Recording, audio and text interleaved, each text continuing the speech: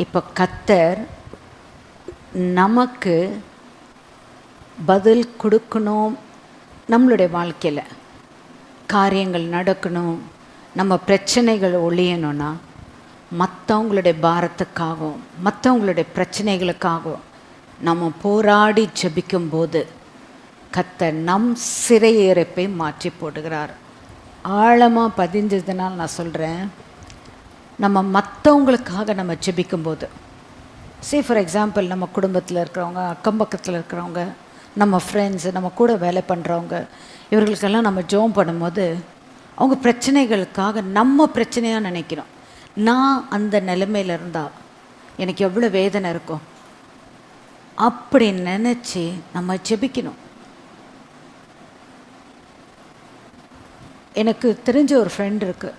அந்த பிள்ளைகிட்ட நான் சொல்வேன், ஆண்டவர் உன்னை ரட்சித்தது ஒன்றை திரளாக ஆசீர்வதிக்கிறதுக்கு மாத்திரம் இல்லை, உன் நிமித்தம் மற்றவர்கள் தேவனுடைய சத்தியத்துக்குள்ளே வர்றதுக்கு நீ என்ன செஞ்ச, ஜெபிக்கிறியான்னு கேட்டிருக்கேன். உண்மையாகவே அந்த பிள்ளை அவ்வளோ பாரத்தோடு மற்றவங்களுக்காக ஜெபிக்கிற பிள்ளையாக மாற்றினார் கர்த்தர்.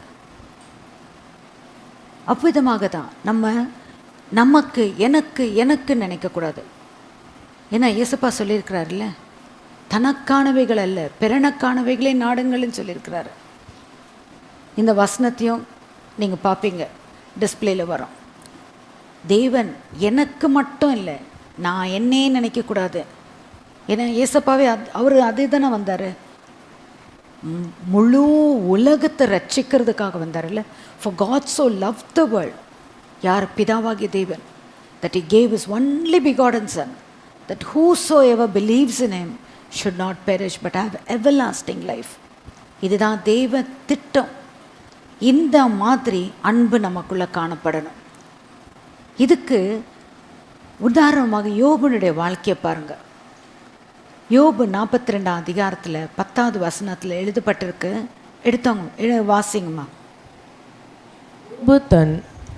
யோபு தன் சிநேகிதருக்காக வேண்டுதல் செய்தபோது கர்த்தர் அவன் சிறையிருப்பை மாற்றினார். யோபுக்கு முன் இருந்த எல்லாவற்றை பார்க்கிலும் இரட்டத்தனையாய் கர்த்தர் அவனுக்கு தந்தருளினார்.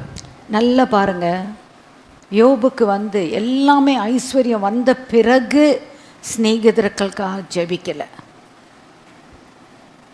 எல்லாற்றையும் இழந்தார். ஒரே நாளில் 10 குழந்தைங்களை இழந்தார். தன்னுடைய ஆடு மாடு கழுதை ஒட்டகம் வீட்டில் இருந்த அத்தனை மிருக ஜீவனங்களையும் இழந்தார். தன்னுடைய தோப்புகள் தன்னுடைய எல்லா நிலபலம் எல்லாவற்றையும் ஒரே நாளில் இழந்தார். ஃபைனலாக தன்னுடைய சரீரத்தில் வியாதிப்பட்டு ஒன்றுமே முடியாத ஒரு கட்டத்தில் சாம்பலில் இருந்த சமயத்தில் தன்னுடைய சிநேகிதர்கள் அவருடைய மனதுக்கு வேதனைப்படுற மாதிரி, நீ இந்த தப்பு பண்ண, நீ அதை செஞ்ச, இதனால தான் உனக்கு இத்தனை போராட்டம், அவர் அவ்வளோ வேதனைப்படுத்துகிற நிலைமைக்கு யோபு போனார். ஆனால் யோபு அதை எல்லாவற்றையும் உதறி தள்ளிட்டு அவர் சொன்ன வார்த்தை, கர்த்தர் கொடுத்தார் கர்த்தர் எடுத்தார். அவருடைய பரிசுத்த நாமத்துக்கு ஸ்தோத்திரம் சொல்லி அந்த ஹர்ட் பண்ண ஃப்ரெண்ட்ஸ் அவர்களுக்காக ஜெபித்தார். அந்த உத்தம இருதயமாகிய யோபே மேல் கர்த்தருடைய கண்கள் கண்டு, அந்த 10வது வசனம் என்ன சொல்லுது, யோபு தன் சிநேகிதர்களுக்காக விண்ணப்பித்த போது கர்த்தர் யோபின் சிறையிருப்பை மாற்றி போட்டார். இப்போ நாம் ஒவ்வொருவரும் இந்த மாதிரி கண்ணோட்டத்தில் தான் இருக்கணும். ஒவ்வொருத்தருக்காக ஒருவர் ஜெபிக்கணும், பாரத்தோடு ஜெபிக்கணும். அந்த பாரத்தோடு ஜெபிக்கிற எப்படி ஜெபம்னா, ஒரு ஸ்திரீ பிரசவ வேதனை படும்போது எத்தனை வேதனைப்படுவாங்க, அந்த மாதிரி வேதனையோட கண்ணீரோட, ஆண்டவரே இந்த பிரச்சனைகள் இவங்க படுறாங்களே, இவங்களுக்கு விடுதலை தாங்க ஏசப்பா அண்ட் சொல்லி நம்ம ஜெபிக்கும்போது கர்த்தர் நிச்சயமாகவே அந்த இருதயத்தின் ஆழத்துலேருந்து நம்ம ஜெபிக்கிறோம் பாருங்கள், அந்த ஜெபத்தை கேட்குறதுக்கு மாத்திரம் இல்லை, பதிலளிக்கிறது மாத்திரம் இல்லை, அந்த காரியம் நமக்கும் கர்த்தர் செய்கிறார். கர்த்தர் எப்படி பதில் கொடுத்தாருன்னா, யோபின் முன்னிலைமை காட்டினோம் பின்னிலைமை ரெட்டத்தினையாய் கர்த்தர் ஆசீர்வதித்தார். தெய்வச்சனமே, ஒவ்வொருத்தருடைய வாழ்க்கையிலையும் அவ்விதமான ஆசீர்வாதத்துக்குள்ளே நம்ம போகலாம். நாம் அழைக்கப்பட்டது ஆசீர்வாதத்தை கொடுக்கறதுக்கு மட்டும் இல்லாமல் ஆசீர்வாதத்தை சுதந்திரிக்கிறதுக்காக நம்மளை கர்த்தர் அழைத்திருக்கிறார். நாம் யாவரும் அந்த ஆசீர்வாதத்துக்குள்ளேயே நம்ம போகணும். ஒருவருக்காக ஒருவர் ஜெபிக்கிறவர்களாக நம்ம மாறணும். ஒருத்தருடைய பாரத்தை ஒருத்தர் சுமக்கிறவர்களாக மாறணும். தனக்கானதே யோசிக்கக்கூடாது, பிறனுக்கானதை நாடணும். மற்றவங்களை தூக்கி அவங்களுடைய பாரத்திலேருந்து கொண்டு வந்து கர்த்தருடைய வழியில் கொண்டு வரணும். கர்த்தருடைய அன்புக்குள்ளே கொண்டு வரும்போது கர்த்தர் பார்க்குறார், என் மகன் என்ன மாதிரியே நினைக்கிறானே, என்ன மாதிரியே நினைக்கிறாளே நினச்சி கர்த்தர் சந்தோஷப்படுவார். ஏன்னா அது 2 நாளாகவும் 16:9 அதுதானே வாசித்தோம். உத்தமமாக நடக்கிறவர்கள் மேல் தேவன் கண் அப்படியே பார்த்துட்டே இருக்கு. இப்போ நம்ம வாசிக்கிறோம் இல்லையா, இப்போ நம்ம வேதத்தை தியானிக்கிறோம், இப்பொழுது இந்த ஆடியோவில் கேட்டுட்ருக்கோம், வீடியோவில் கேட்டுட்ருக்கோம். கர்த்தர் கவனிச்சிட்ருக்கிறாரு. அவர் சமீபத்திற்கும் தேவன், தூரத்திற்கும் தேவன். என் நாமத்தை அறிக்கை பண்ணுகிற எந்த ஸ்தலத்திலையும் நான் வந்து உன்னை ஆசீர்வதிப்பேன்னு சொல்லியிருக்கிறார். ஆகையால் இப்போ தேவன் நம்மை ஆசீர்வதிக்கிறதுக்கு என்று நம்மை அழைத்திருக்கிறார். நிச்சயமாகவே நம்மை ஆசீர்வதிப்பார், நம்மளை பெருகவே பருக பண்ணுவார். இப்போ உங்கள் முன்னாடி ஒரு பாட்டு பாடணுன்னு எனக்கு ஒரு மனசில் ஏவப்பட்டிருக்கேன். நிச்சயமாக தேவன் இந்த பாடல் மூலியமாகவும் உங்களை சந்திப்பார். கர்த்தருடைய பரிசுத்த நாமமே மகிமைப்படுவதாக. என் இயேசு ராஜாவுக்கே என்னாலும் ஸ்தோத்திரம், என்னோடு வாழ்பவர்க்கே என்னாலும் ஸ்தோத்திரம். என் இயேசு ராஜாவுக்கே என்னாலும் ஸ்தோத்திரம், என்னோடு வாழ்பவர்க்கே என்னாலும் ஸ்தோத்திரம். கர்த்தாவே, நீர் செய்த நன்மைகளை நித்தமும் நினைக்கின்றேன். கர்த்தாவே, நீர் செய்த நன்மைகளை நித்தமும் நினைக்கின்றேன். முழு உள்ளத்தோடு நாமம், முழு உள்ளத்தோடு நாமம் பாடி புகழுவேன், நான் பாடி புகழுவேன். என் இயேசு ராஜாவுக்கே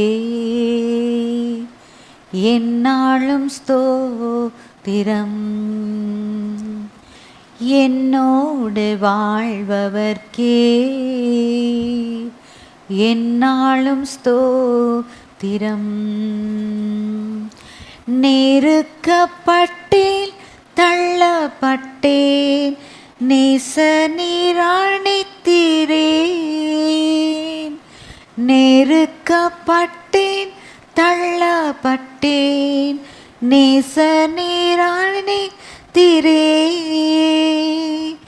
கைவிடப்பட்டு காதறினேன், கைவிடப்பட்டு காதறினேன். கர்த்தர் நீர் தேற்றினீர், கர்த்தர் நீர் தேற்றினீர். என் இயேசு ராஜாவுக்கே என்னாலும் ஸ்தோத்திரம், என்னோடு வாழ்பவர்க்கே என்னாலும் ஸ்தோத்திரம். உண்மையாகவே என் இயேசு ராஜாவுக்கு ஸ்தோத்திரம், என்னாலும் ஸ்தோத்திரம். என்னோடு வாழ்கிறவர் அவர் தான். கைவிடப்பட்ட சூழ்நிலை கதறி அழுத நாட்கள் உண்டு. என்னுடைய வாழ்க்கையில் நான் கதறி அழுத நாட்கள் உண்டு. ஆனால் கர்த்தர் என்னை கைவிடலை. இன்றைக்கு ஜீவனுள்ள சாட்சியாக உங்கள் ஒவ்வொருத்தரும் முன்பாக நிற்க கர்த்தர் எனக்கு உதவி செய்தார். நெருக்கப்பட்ட நாட்கள் உண்டு, கண்ணீர் விட்ட நாட்கள் உண்டு, வேதனைக்குண்டான போன நாட்கள் உண்டு, பலவீனங்கள், சோர்வுகள். சாத்தான் எல்லா விதத்துலேயும் அவனுடைய டெஸ்ட் பண்ணாப்புல. ஆனால் கர்த்தர் ஒவ்வொரு கட்டத்துலேயும் அவருடைய கரம் எங்களை தாங்கிற்று, அவருடைய கரம் எங்களை தூக்கிற்று. எங்களை வழி நடத்தினது தேவனுடைய கரம். அவருடைய கண்கள் பார்க்குது இல்லைங்களா, உத்தம இருதயமாக இருக்கிறோமா, இல்லை நம்ம அந்த சிச்சுவேஷனை பார்த்துட்டு இருக்கிறோமா. இப்போது நம்ம வசனத்துக்குள்ளே வரலாம். ஆண்டவர் என்ன கொடுத்தார் பரிசு ஆபிரகாமுக்கு? ஈசாக்கு, ரைட்? அதுதான் ஆண்டவர் கொடுத்த ஆசீர்வாதம். இப்போ ஆண்டவர் பார்க்குறார், நீ ஆசீர்வாதத்தை பார்க்குறியா, நீ என்ன பார்க்குறியா? ஒவ்வொருத்தருடைய வாழ்க்கையிலும் டெஸ்ட் கண்டிப்பாக உண்டு. நம்ம அவர் கொடுக்குற ஒரு சிச்சுவேஷன், ஃபார் எக்ஸாம்பிள் இன்றைக்கி நமக்கு ஐஸ்வர்யத்தை கொடுக்குறார்.